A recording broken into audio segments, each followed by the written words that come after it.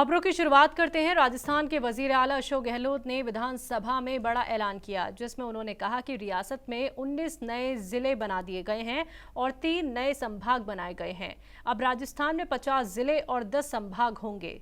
सरकार नए बने जिलों का 2000 करोड़ से तरक्की करेगी। इसे राजस्थान चुनाव से पहले कांग्रेस सरकार का बड़ा कदम माना जा रहा है, जिसके चलते कई विधानसभा इलाकों में चुनावी समीकरण में बदलाव भी देखने को मिल सकता है।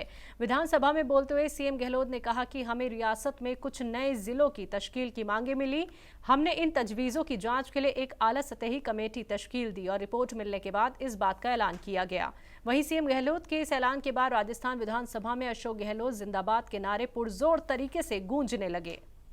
बिजली कंपनियों में चेयरमैन और मैनेजिंग डायरेक्टर के इंतखाब और दीगर मुद्दों को लेकर उत्तर प्रदेश के बिजली मुलाजमीन हड़ताल पर हैं। आपको बता दें कि 3 दिसंबर 2022 को रियासती सरकार और बिजली एहलकारों के बीच समझौता हुआ था। सरकार ने समझौते के बिंदुओं को लागू करने के लिए 15 दिन का वक्त मांगा था, लेकिन अब तक इस पर अमल नहीं हुआ। हड़ताल के चलते कई जिलों में बिजली सप्लाई मुतासिर हो गई है। आजमगढ़, जालौन, गाजीपुर, वाराणसी समेत कई जिलों में लोगों को परेशानियों का सामना करना पड़ रहा है। जिलों से लेकर गांव तक आम जिंदगी पर इस हड़ताल का असर पहले दिन से ही देखने को मिल रहा है। उधर दूसरी ओर सरकार ने मुजाहिरीन पर सख्त रुख अपनाना शुरू कर दिया है। सरकार ने 650 आउटसोर्सिंग एहलकारों की सर्विस को खत्म कर दिया है। साथ ही मुलाजमीन की मौजूदगी नहीं करा पाने पर 7 एजेंसियों पर केस दर्ज किया गया।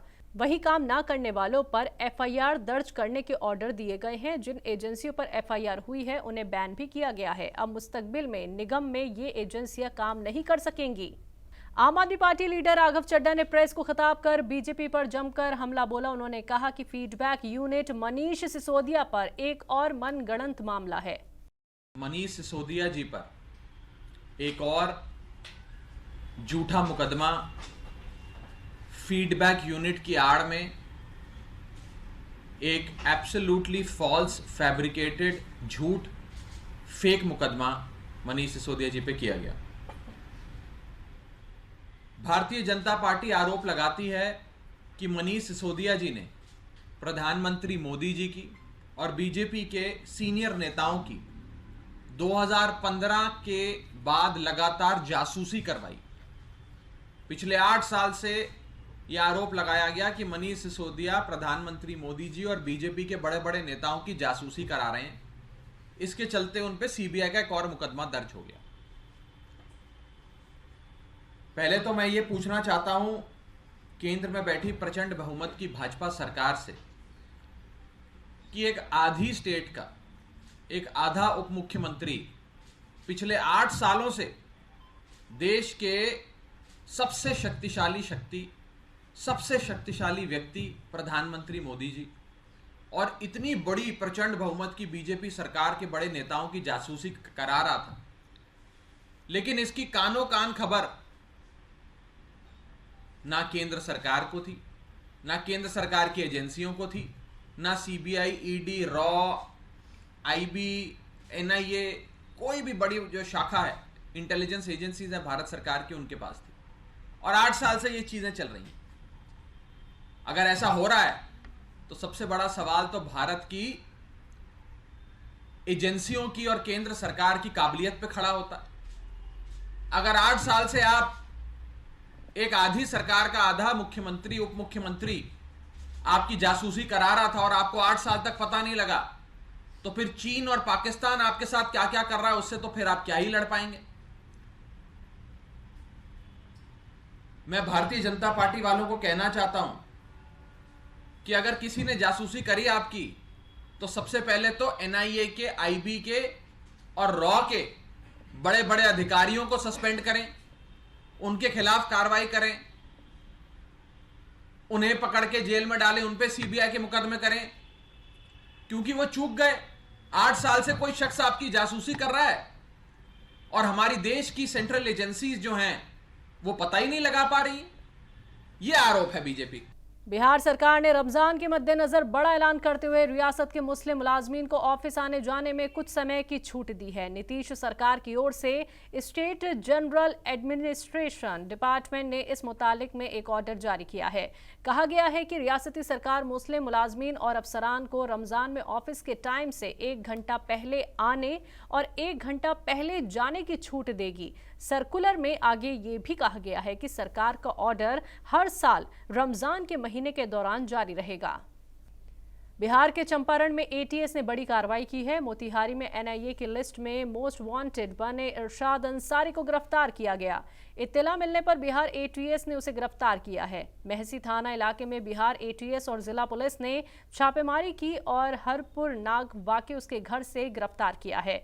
आपको बता दें कि इरशाद अंसारी पीएफआई के चीफ याकूब उर्फ सुल्तान का बेहद खास और करीबी माना जाता है। गिरफ्तार इरशाद से एटीएस की टीम पूछताछ कर रही है। बताया ये भी जा रहा है कि जांच एजेंसी एनआईए को लंबे वक्त से इसकी तलाश थी। झारखंड के वजीर सेहत बन्ना गुप्ता ने रांची के सैनिक मार्केट में वाक़ सुकून हार्ट केयर डायग्नोस्टिक्स सेंटर का इफ्तिताह किया। एएमयू और दीगर मेडिकल तालीमी इदारों से सनद याफ्ता मारूफ नौजवान कार्डियोलॉजिस्ट डॉक्टर मोहम्मद फरहान शिको के इस सेंटर के कयाम पर वजीर सेहत ने खुशी का इजहार किया। साथ ही दिल के मरीजों को इस सेंटर से फ़ायदा हासिल होने की उम्मीद जाहिर की। डॉक्टर फरहान शिको ने इस सेंटर के जरिए गरीब मरीजों को मुफ्त तिब्बी जांच और इलाज करने के अज़्म का इजहार किया। वहीं रांची के मारूफ सर्जन डॉक्टर शाहबाज आलम ने भी सेंटर के कयाम पर खुशी का इजहार करते हुए हार्ट के मरीजों को इस सेंटर से फ़ायदा होने की उम्मीद जाहिर की। मुबारक उद्घाटन समारोह में आने का अवसर दिया है। मैं डॉक्टर फरहान साहब को, उनकी धर्मपत्नी, पिताजी, उनकी अम्मी, सभी लोगों को बहुत बहुत आभार व्यक्त करता हूँ। बहुत शुभकामना देता हूँ कि एक अच्छे उद्देश्य को लेकर आप लोगों ने इस संस्था का शुरुआत किया है और कोविड के कार्यकाल के बाद लोगों में हृदयघात एक बड़ी समस्या के रूप में उभरा है और समय रहते हुए यदि हृदयघात का समय रहते हुए जांच हो जाती है, पता चल जाता है, तो हम काफ़ी हद तक इस पे अंकुश लगा सकते हैं। और आज ये डायग्नोस्टिक सेंटर खुला है। इसमें कई तरह की सुविधा युक्त है, कई तरह की तकनीकी चीज़ें हैं और खुद डॉक्टर साहब भी कार्डिया के बड़े डॉक्टर हैं।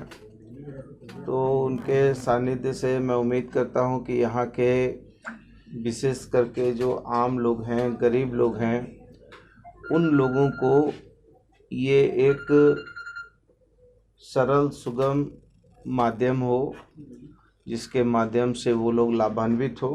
जिस जगह पे मैंने खोला है यहाँ पे जो है सुपर स्पेशलिस्ट केयर, खास करके हार्ट के सुपर स्पेशलिस्ट केयर जो है यहाँ पे उपलब्ध नहीं है।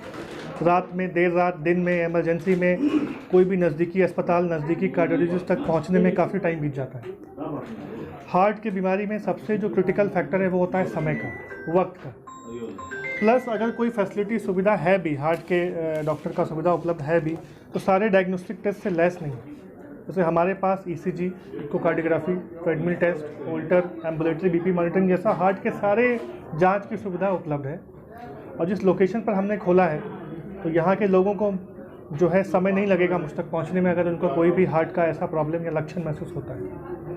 इसके अलावा यहाँ के जो काम करने का हमारा तरीका रहेगा वो खास करके जो लो सोशियो इकोनॉमिक स्टेटस है, यानी कि जो गरीब लोग हैं, उनके तरफ हम जो है ज़्यादा फोकस करेंगे। हम हर रेगुलर इंटरवल्स पर यहाँ पे फ्री हार्ट कैम्प करेंगे।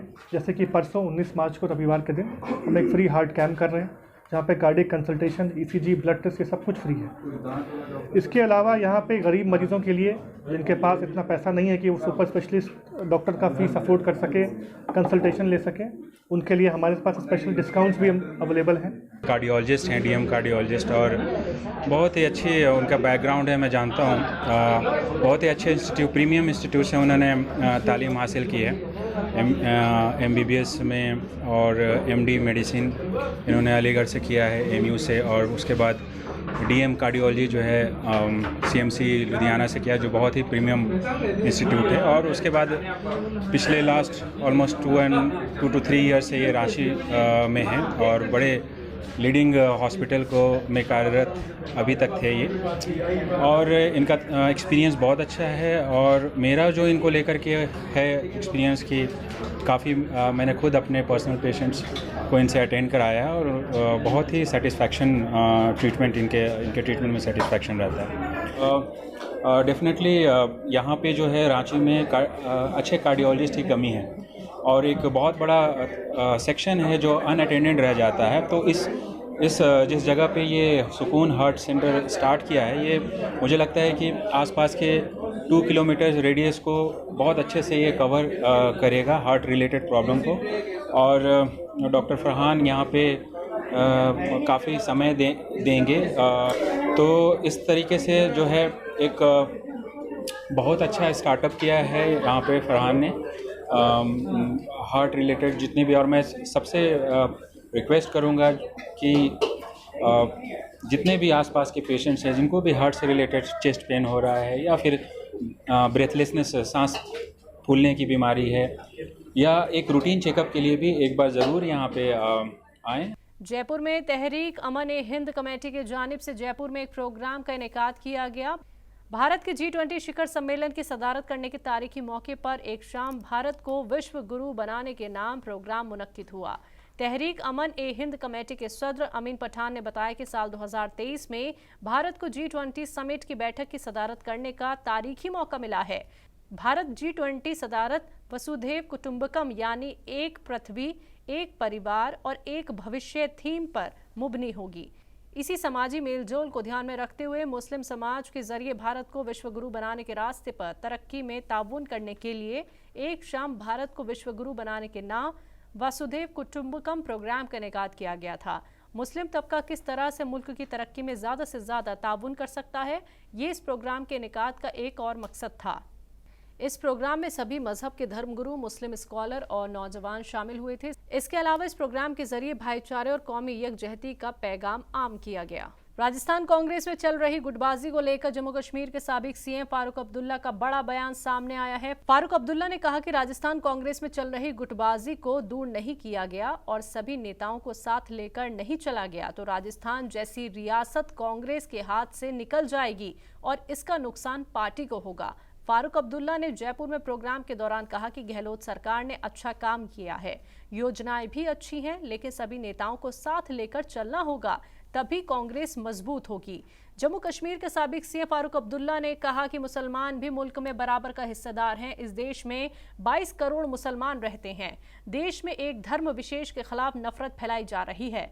22 करोड़ मुसलमानों को कहां फेंक दोगे? उन्होंने आगे कहा कि इस देश में सभी हिंदू मुसलमानों के खिलाफ नहीं है और ना ही मुसलमानों के दुश्मन हैं। आहार का 37वां edition the International Food and Hospitality Fair का दिल्ली वाक़ई प्रगति मैदान में इनेकाद हुआ। ये programme India Trade Promotion Organisation के जरिए Ministry of Food Processing Industries के ताउन से मुनक्किद किया गया। कारोबार के लिए नए मौके खोलने के अलावा टेक्नोलॉजी इनोवेशन, स्किल डेवलपमेंट भी फराम करता है। नए स्टार्टअप को बढ़ावा देने के लिए स्टार्टअप्स को पार्टिसिपेशन चार्ज में 50% की छूट दी जा रही है।